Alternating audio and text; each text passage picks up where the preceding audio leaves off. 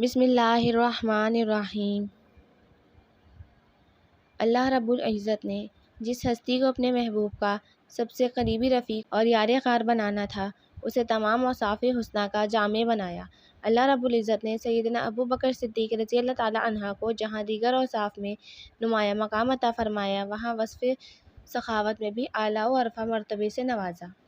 سیدنا ابو بکر صدیق نے اسلام کے دامن سے وابستہ ہوتے ساتھ ہی اپنا مال راہ خدا میں خرچ کرنا شروع کر دیا۔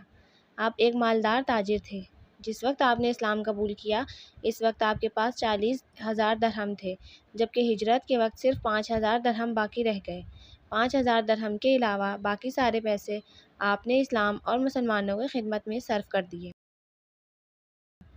آپ نے اسلام قبول کرنے کے بعد 7 ایسے غلاموں کو خرید کر آزاد کیا جنہیں صرف ان کے مسلمان ہونے کی وجہ سے ظلم و ستم کا نشانہ بنایا جاتا تھا۔ ان غلاموں میں حضرت بلال حبشی بھی شامل تھے۔ آپ نے حضرت بلال حبشی کو ایک بھاری رقم 5 اوقیہ تقریباً 32 تولے سونے کے بدلے میں خریدا۔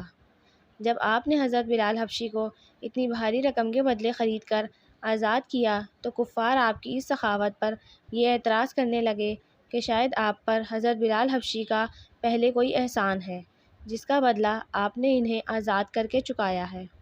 جب کفار نے اعتراض کیا تو اللہ تعالیٰ نے آپ کے اخلاص کی گواہی میں قرآن کی آیات نازل فرما دیں۔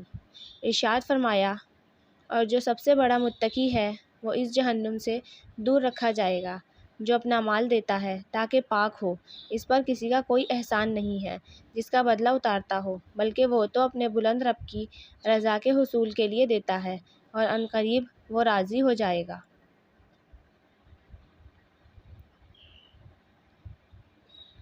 اس ہستی کی عظمت و مقام کا اندازہ کون لگا سکتا ہے کہ خالق کائنات جس کے اخلاص کی گواہی بھی دے اور اس کی طرف سے کفار کو جواب بھی دے۔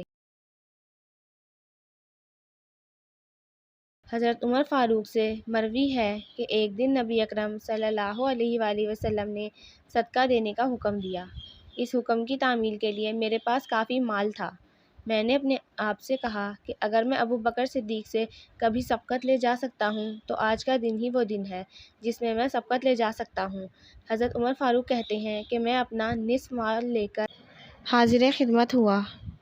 نبی اکرم صلی اللہ علیہ وآلہ وسلم نے فرمایا، اپنے گھر والوں کے لیے کیا چھوڑ آئے؟ میں نے عرض کی، جتنا لے کر آیا ہوں اتنا ہی ان کے لیے چھوڑ آیا ہوں۔ اتنے میں یار غار رسول حضرت ابو بکر صدیق رضی اللہ تعالیٰ عنہ جو کچھ ان کے پاس تھا وہ سب کچھ لے کر حاضر خدمت ہوئے۔ آپ صلی اللہ علیہ وآلہ وسلم نے فرمایا، اے ابو بکر، اپنے گھر والوں کے لیے کیا چھوڑ آئے ہو؟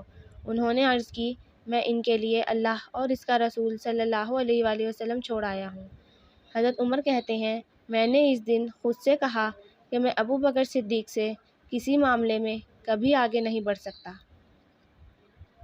علامہ اقبال نے حضرت ابو بکر صدیق کے بارے میں اسی لیے کہا تھا، پروانے کو چراغ ہے اور بلبل کو پھول بس، صدیق کے لیے ہے خدا کا رسول بس۔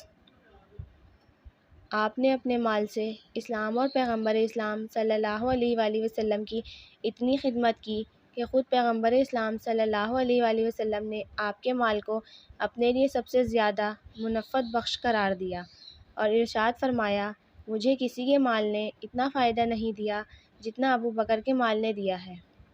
اس حدیث میں نبی اکرم صلی اللہ علیہ وآلہ وسلم نے صدیق اکبر کے مال کو اپنے لیے سب سے زیادہ منفعت بخش قرار دے کر صدیق اکبر کی بے مثل سخاوت اور فیاضی پر مہر استناد لگا دی۔ ایک موقع پر نبی اکرم صلی اللہ علیہ وآلہ وسلم نے ارشاد فرمایا، تمام لوگوں میں سب سے زیادہ مجھ پر ابو بکر رضی اللہ تعالیٰ عنہ کا احسان ہے، مال کا بھی اور رفاقت کا بھی۔ بھلا اس سے بڑا سخی کون ہو سکتا ہے جس کا نبی اکرم صلی اللہ علیہ وآلہ وسلم پر سب سے زیادہ مالی احسان ہے۔ حضرت ابو بکر صدیق رضی اللہ عنہ کے لیے یہ بھی بہت بڑا اعزاز ہے کہ ان کے مال میں رسول اللہ صلی اللہ علیہ وآلہ وسلم اپنے مال کی طرح تصرف فرمایا کرتے تھے۔ الریاض النظرہ کی روایت ہے کہ حضور صلی اللہ علیہ وآلہ وسلم حضرت ابو بکر کے مال میں اسی طرح تصرف فرماتے تھے جس طرح اپنے ذاتی مال میں فرماتے تھے۔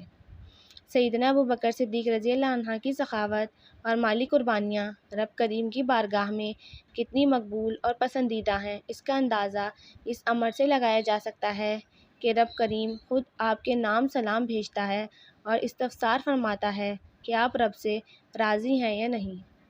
حضرت عبداللہ بن عمرو سے مروی ہے کہ ایک دن حضور صلی اللہ علیہ وآلہ وسلم کی بارگاہ میں ابو بکر صدیق رضی اللہ عنہ ٹاٹ کا لباس پہنے ہوئے بیٹھے تھے۔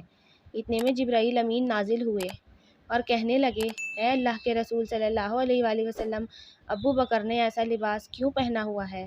نبی اکرم صلی اللہ علیہ وآلہ وسلم نے فرمایا، اے جبرائیل، اس نے اپنا سارا مال مجھ پر خرچ کر ڈالا ہے۔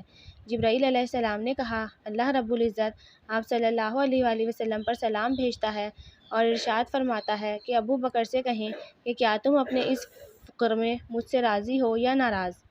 اس پر نبی اکرم صلی اللہ علیہ وآلہ وسلم نے حضرت ابو بکر سے فرمایا، اے ابو بکر، اللہ رب العزت تم پر سلام بھیجتا ہے اور تم سے پوچھتا ہے کیا تم اپنے اس فقر میں مجھ سے راضی ہو یا ناراض؟ حضرت ابو بکر یہ سن کر عرض گزار ہوئے، بھلا میں اپنے رب کریم سے کیسے ناراض ہو سکتا ہوں؟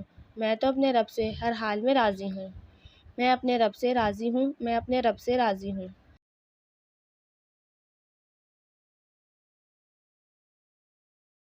الغرض اپنے مال سے اسلام، پیغمبر اسلام صلی اللہ علیہ وآلہ وسلم اور مسلمانوں کی سب سے زیادہ خدمت کرنے والی ہستی اور امت مسلمہ میں سب سے بڑھ کر جود و سخا کا مظاہرہ کرنے والی شخصیت سیدنا ابو بکر صدیق رضی اللہ عنہ ہی ہیں۔